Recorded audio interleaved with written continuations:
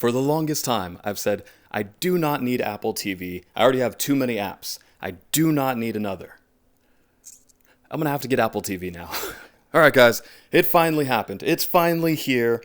The Cosmere is being adapted by Apple TV. That means we're getting a Mistborn movie. That means we're getting a Stormlight Archive television show. All written and created by the man himself, Brandon Sanderson. Look, I don't know of a fan base luckier than Cosmere fans. I mean, I know you're saying, but David, streaming platforms adapting fantasy novels hasn't worked out too good lately. I know. But this time it's different. Because it sounds like Brandon Sanderson will have a ton of creative control, which is how it always should be.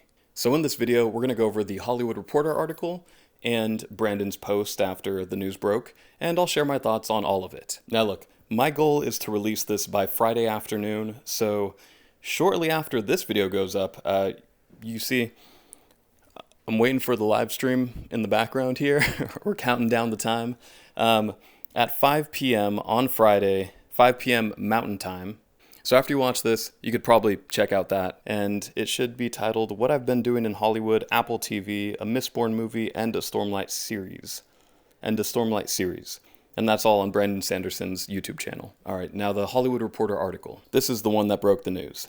Brandon Sanderson's literary fantasy universe, Cosmere, picked up by Apple TV.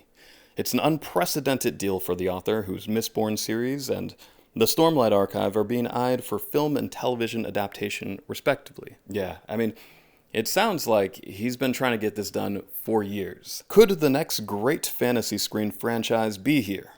Apple TV believes so. I agree.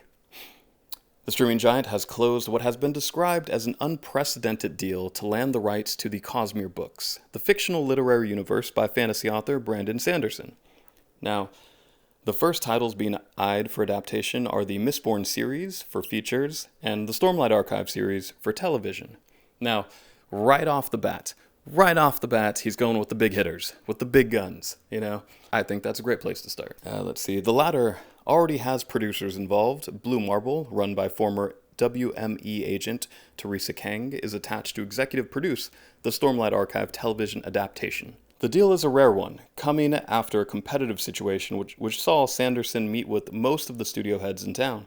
It gives the author rarefied control over the screen translations, according to sources. Sanderson will be the architect of the universe, will write, produce, and consult, and will have approvals. Yes, that's how it should be. Perfect, great. Alright, so that's the level of involvement not even J.K. Rowling or George R. R. Martin enjoys. Yeah, I mean, honestly, it prevents the issue of people just making up their own story and just kind of playing in his world.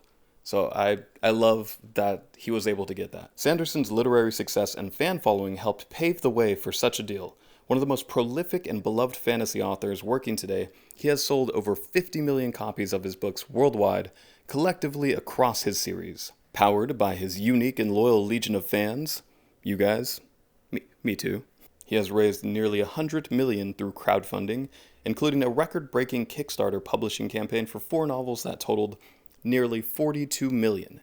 That's the most successful in the platform's history. I think we all remember the secret projects dropping. That was crazy. Perhaps most astonishingly, he has been headlining his own fantasy convention that has sold out every year since launching earlier this decade. The next one, run December 3rd to 5th, 2026 in Salt Lake City, FYI. While the Cosmere books are set in various worlds and eras, the underlying premise concerns being adolnasium. I'm probably butchering the pronunciation. I'm sure you guys will correct me. Who was killed by a group of conspirators. The being's power is broken into 16 shards, which then spread out throughout many worlds by the conspirators, spreading many kinds of magic across the universe. The first Mistborn trilogy of books centered on metal-using magicians who attempt to overthrow a despotic empire. Stormlight Archive's first novel, The Way of Kings, is set in a world with magically powered storms, magically powered knights, and monsters known as Voidbringers. Sanderson is repped by WME, Jabberwocky Literary Agency, and Matthew Sugarman at Weintraub Tobin. And I think that is the whole article. The whole press release, news release, whatever. And then right after that, he had, on Reddit, on the Cosmere subreddit, an update from Brandin. Hey all, news has broken. Rather than post on all the threads, I figured I would do a new post here with some info and thoughts. In May, I flew to Hollywood to start looking for a new partner on the Cosmere. This is something I've done before, but this time it was different. I'd been off the market for many years, working with Epic and my friends there. That means this was my first time being in Hollywood with my Cosmere rights since, 2016? This time, I got to meet the real decision makers, not just producers or low-level executives, and this led to some really tough choices. I got the red carpet treatment and liked everyone I met. The decision to pick Apple was due to two factors. First, the level of approvals and control. Apple wants to be a true partner with me, and they feel like they really get what I want to do. Second, their track record. Apple does fewer things, but with higher quality than some other studios. I find virtually everything of theirs I watch is excellent and creator-driven. Join me for a live stream this Friday, probably 6 p.m. Mountain. I'll talk more then, but I'll be writing the Mistborn screenplay myself over the next 5 months as my full-time work. Goal is for a theatrical Mistborn, then Stormlight show after. Focus on doing it carefully and right. I promise not to get too distracted to do the books. However, if I want to get this done right, I need to give some real attention and heart to it now. Brandin. Yeah, nice. Okay. When he says the goal is for a theatrical Mistborn, now I know obviously he means movie. Does this mean, I wonder, will we get a theatrical release?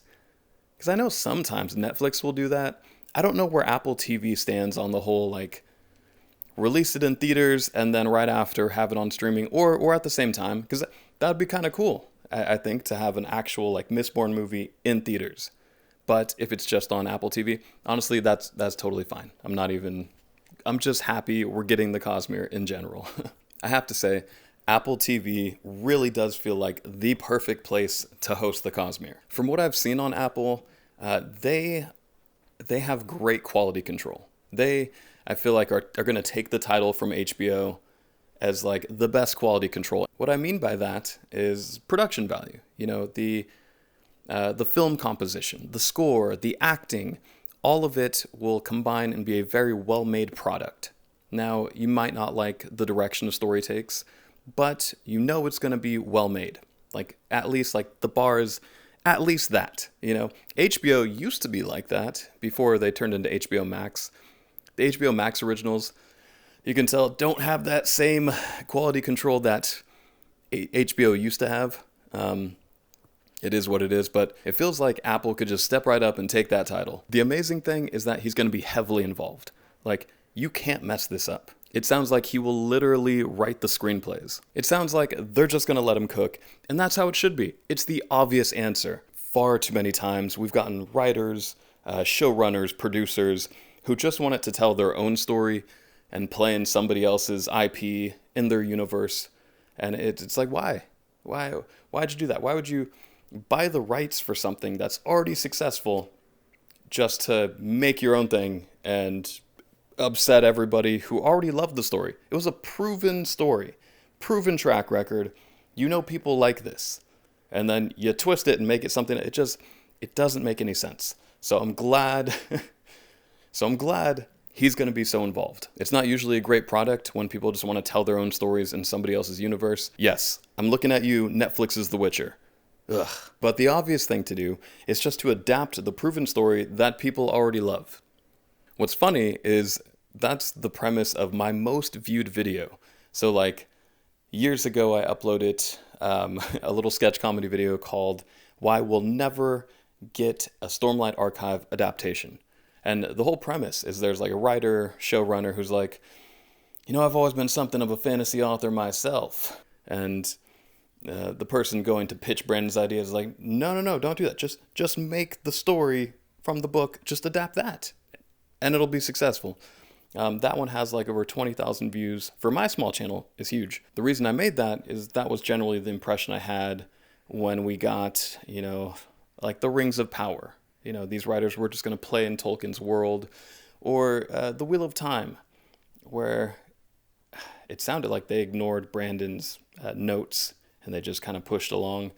But they kind of force things to be their own story. But I remember at the time releasing it, that's how I, kind of felt about like the Rings of Power and the Wheel of Time, and there's just so many shows that came out, and it's just like, oh man, just make the easy layup. But it's funny because since that came out, the Rings of Power came out, the Wheel of Time came out, and you get the feeling that the writers and showrunners, they did want to do that, just make their own thing in somebody else's world. For Rings of Power, they kind of had to, because they're pulling from a brief part of history. But still, man, you're playing in Tolkien's world, and you're not Tolkien. That's tough. But what's funny is that when I went to Dragonsteel in like 2023, Brandon had basically said this has already happened to him. When he went back in 2016, he went there and they were already talking about, well, like we could change this and change that. And he was like, nope, not doing that. Now, I'm sure he came back that second time with a much more impressive track record of like, look, I have all these books. My Kickstarter made like 42 million. I have my own convention. He has just a massive fan base. So I'm sure he has a much bigger bargaining chip than he used to.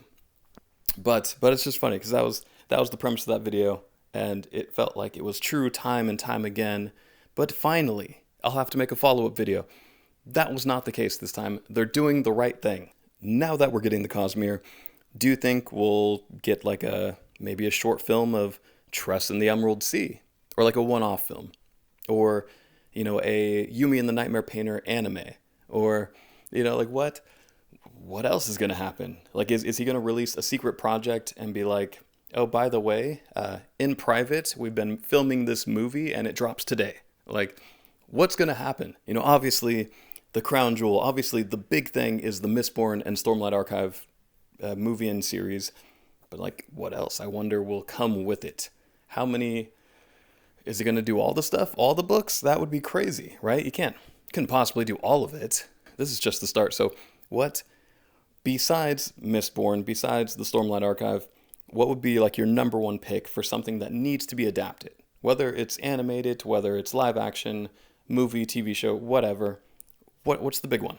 There's just so many possibilities. Another thing that just kind of popped up was, so with this deal and the money Sanderson probably makes from it, does this mean he will finally buy the Evermore property and make Sanderland? Now, obviously it won't be called that. It would be called something else, but like a cosmere theme park.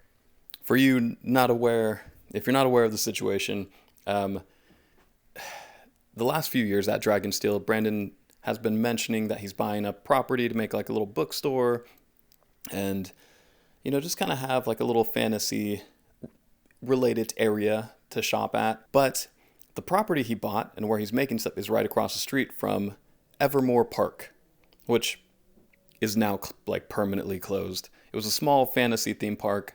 It sounds like it wasn't very well run, but he keeps buying up property all around it. And for a long time, fans have been speculating, like, is he just going to buy the theme park? Like, is that something he'll do? It would be kind of crazy. But if there's one fantasy author that can pull it off, I mean, it would be Brandon Sanderson. And that's the other thing about this whole situation is the man is reliable. He always seems to over-deliver. Like, if you're expecting something, boom, you get more than that. You're expecting a new book, boom. He drops the fact that he wrote 4 extra books in private, without telling anybody. And so now we're getting, TV shows, movies. If there's one fantasy author on the planet that could pull off a theme park, I think it would be Brandon Sanderson, and it would be really cool. He could probably host the conventions there every year, right? I just feel like it's inevitable. He's going to drop a secret project and be like, guys, I also made a movie. Here you go. Or something ridiculous that you'd be like, it just can't happen. He's always doing stuff like that. But man, I don't know. What do you think? What do you guys think about this whole thing? I'm happy. I'm excited. But all right, it looks like it's time to wait for this live stream here So I'm just gonna be waiting. No, I'm gonna have to edit this video really quick, and then I'll be there watching with you guys. But yeah, let me know your thoughts on the whole situation. Are you excited? Yes, you are. I already know you're excited. Me too. I make a lot of Stormlight content, so if you want to watch that stuff, I'll put it up here or whatever. And Brandon Sanderson memes and things like that. Check those out, while you wait for the live stream. Unless that's already over. Then I don't know. But until next time, later.